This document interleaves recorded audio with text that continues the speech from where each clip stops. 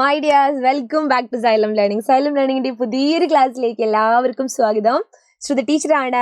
അപ്പോൾ പരീക്ഷയ്ക്ക് വരുന്ന ചോദ്യങ്ങളും ഉത്തരങ്ങളും ഒക്കെ ആയിട്ട് ഞങ്ങൾ ഇങ്ങനെ നിങ്ങൾക്ക് മുന്നിൽ വീഡിയോസിൽ വരാറുണ്ട് അല്ലേ. അപ്പോൾ ഇന്നും വളരെ പ്രധാനപ്പെട്ട ഒരു ചോദ്യമായിട്ടാണ് ടീച്ചർ വന്നിരിക്കുന്നത്.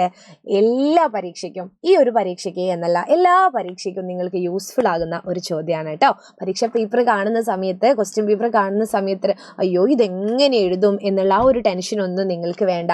നോട്ടീസ് തയ്യാറാക്കുക എന്നത് വളരെ പ്രധാനപ്പെട്ട ഒരു ചോദ്യമാണല്ലോ അല്ലേ.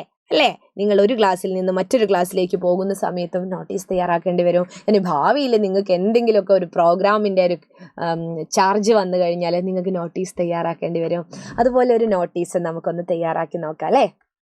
ഓക്കെ, നിങ്ങളുടെ സ്കൂളിലെ പരിസ്ഥിതി ക്ലബിൻ്റെ നേതൃത്വത്തിൽ ഒരു പുഷ്പോത്സവം നടക്കുന്നു. ഒരു പുഷ്പോത്സവം, ഒരു ഫ്ലവർ ഷോ. ഇപ്പോൾ അതിനായിട്ട് ആളുകളെ ക്ഷണിച്ചുകൊണ്ടുള്ള ഒരു നോട്ടീസാണ് നിങ്ങൾ തയ്യാറാക്കേണ്ടത്. തയ്യാറാക്കാലോ. നോട്ടീസിന് ഒരു ഘടനയുണ്ട്. ആദ്യം ഒരു ക്ഷണം കത്ത് വേണം, പിന്നെ അതുപോലെ ക്ഷണിച്ചുകൊണ്ടുള്ള ഒരു ഭാഗം വേണം, പിന്നെ കാര്യപരിപാടികളൊക്കെ എന്തൊക്കെയാണ് എന്ന് വേണം. അതിനു മുമ്പ് ടീച്ചർ പറയുകയാണേ, നമ്മുടെ വീഡിയോ ലൈക്ക് ചെയ്യണം, ഫ്രണ്ട്സിന് ഷെയർ ചെയ്ത് കൊടുക്കണം കേട്ടോ. അതുപോലെ ഇതിൻ്റെ അടിയിൽ ഒരു നമ്പറൊക്കെ കാണുന്നില്ല, ആ നമ്പറിലേക്ക് നിങ്ങൾ വിളിച്ചിട്ട് നിങ്ങളുടെ ക്ലാസ്സുകളുടെ അഡ്മിഷൻ, ആപ്പിലെ ലൈവ് ക്ലാസ്സിൻ്റെ അഡ്മിഷൻ, ഓൺലൈൻ ട്യൂഷൻ്റെ അഡ്മിഷനൊക്കെ നിങ്ങൾ എടുക്കേണ്ടതായിട്ടുണ്ട് കേട്ടോ മക്കളെ. അപ്പോൾ ടീച്ചർക്ക് പറയാനുള്ളത് ഇതാണ്. നോട്ടീസ് തയ്യാറാക്കുമ്പോൾ ആദ്യം നിങ്ങൾ ക്ഷണിക്കുന്നു.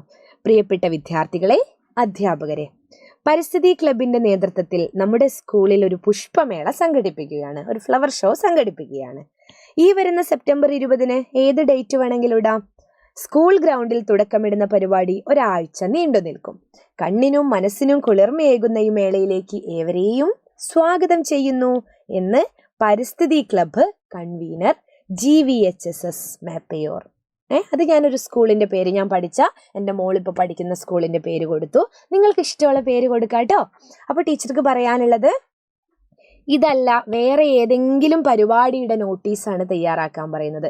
ഉദാഹരണത്തിന് സ്കൂളിൽ വായനാ ദിനത്തിൽ നടക്കുന്ന പരിപാടികളെക്കുറിച്ച് വിദ്യാരംഗം കലാസാഹിത്യവേദി നടത്തുന്ന ഒരു പരിപാടി അല്ലേ, അത് ക്ഷണിച്ചുകൊണ്ടുള്ള ഒരു നോട്ടീസ് തയ്യാറാക്കാൻ പറഞ്ഞാൽ നിങ്ങൾ അങ്ങനെ തയ്യാറാക്കണം.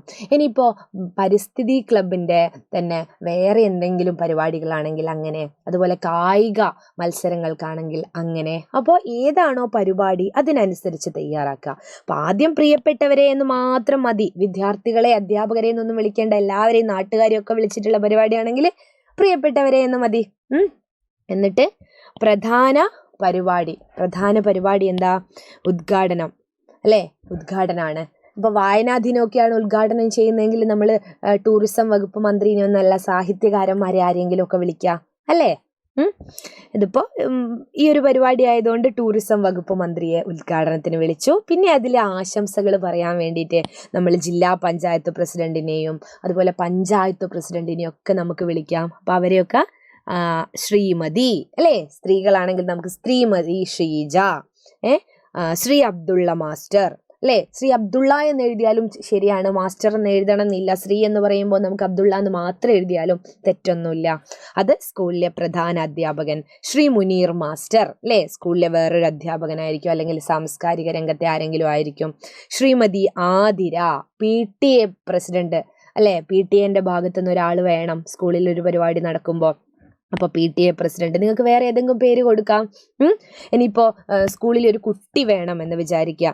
അപ്പോൾ ഞാനൊരു കുട്ടിയുടെ പേര് ഇപ്പോൾ മായ, അപ്പോൾ സ്കൂൾ വിദ്യാർത്ഥിനി അല്ലേ, വിദ്യാർത്ഥിനിയായ മായയെയും നമ്മൾ പരിപാടിക്ക് വിളിക്കുന്നുണ്ടെങ്കിൽ അങ്ങനെ ഇഷ്ടമുള്ള ആളുകളെ നമുക്ക് ആശംസ പറയാനൊക്കെ വിളിക്കാം അല്ലേ.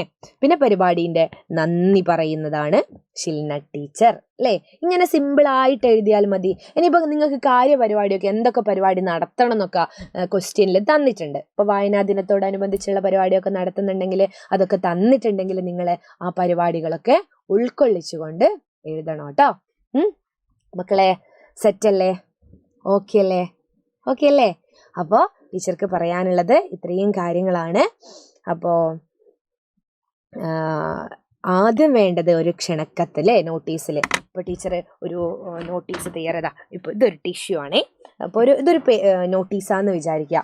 ഇതിൻ്റെ ഈ ഭാഗത്തായിരിക്കും നിങ്ങൾ എന്ത് എഴുതുന്നത്, ക്ഷണക്കത്ത് എഴുതുന്നത്. ഈ ഭാഗത്ത് കാര്യപരിപാടികളൊക്കെ നിങ്ങൾ ചേർത്തിട്ട് എഴുതുക. അപ്പോൾ 2 ഭാഗങ്ങളായിട്ട് ഇതിനുണ്ടാവും അല്ലേ. പോസ്റ്റർ തയ്യാറാക്കുന്നത് പോലെയല്ല നോട്ടീസ് തയ്യാറാക്കുന്നത്. പോസ്റ്റർ തയ്യാറാക്കുമ്പോൾ നമുക്ക് ഒരു സന്ദേശവാക്യം അങ്ങനെയൊക്കെ മതി അല്ലേ. പിന്നെ നോട്ടീസ് ആകുമ്പം കാര്യം വിശദമായിട്ട് നമ്മൾ അതിൽ ഉൾക്കൊള്ളിക്കണം. അപ്പോൾ ഇതാണ് ഒരു നോട്ടീസ് തയ്യാറാക്കാനുള്ള ഫോർമാറ്റ്. ആദ്യം ഒരു ക്ഷണക്കത്ത്, പിന്നെ പരിപാടികൾ ഇനിയും നിങ്ങൾക്ക് കൂട്ടിച്ചേർക്കാം. വിവിധ കലാപരിപാടികളും ഉണ്ടായിരിക്കുന്നതാണ് എന്നൊക്കെ കൂടുതലായിട്ട് എഴുതാട്ടോ. അപ്പോൾ ഇത്രയാണ് ടീച്ചർക്ക് പറയാനുള്ളത്.